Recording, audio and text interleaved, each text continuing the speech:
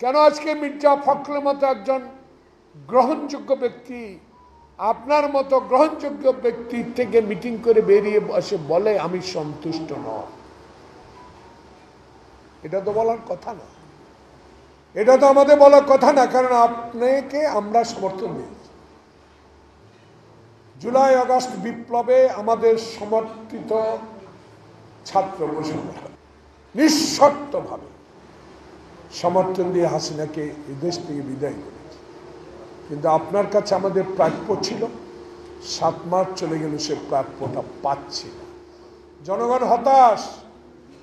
কালকে সয়াবিনের তেল বাড়িয়ে দিয়েছেন, পেঁয়াজের দাম কালকে বাড়িয়ে দিয়েছেন।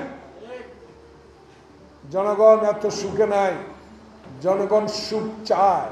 সেই সুখটা হলো আপনার অধীনে শাহাবুদ্দিনের মতো একটা নির্বাচন হয়ে, সেই নির্বাচনে যেই দল সংখ্যাগরিষ্ঠতা অর্জন করে সরকারে যাবে তারাই সংস্কার করবে। বাকিটুকু আপনার সংস্কার প্রয়োজন, নির্বাচন সুষ্ঠু সংস্কার। ঠিক ঠিক। এত কথা তো বলার দরকার নেই, এত কথা শোনার দরকার নেই। বিএনপি হয়ে গেছে, প্রশাসন বিএনপি হয়ে গেছে, এত কথা আমি শুনতে চাই। একজন রাজনৈতিক মুক্তিযোদ্ধা হিসাবে এটাই শুনতে চাই আপনার কাছে স্পষ্ট।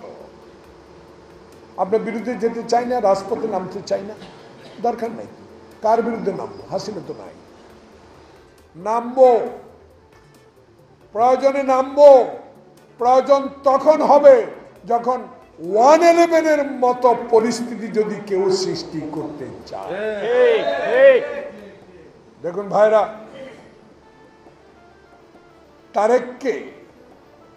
তারেক রহমানকে আর বিএনপিকে নিচ্ছিন্ন করে দেওয়ার একটা প্রজেক্ট হাতে নিয়েছিল 111 সালে।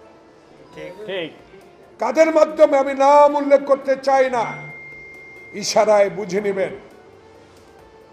সেই প্রকল্প ইনশাআল্লাহ কৃতকার্য হতে পারে।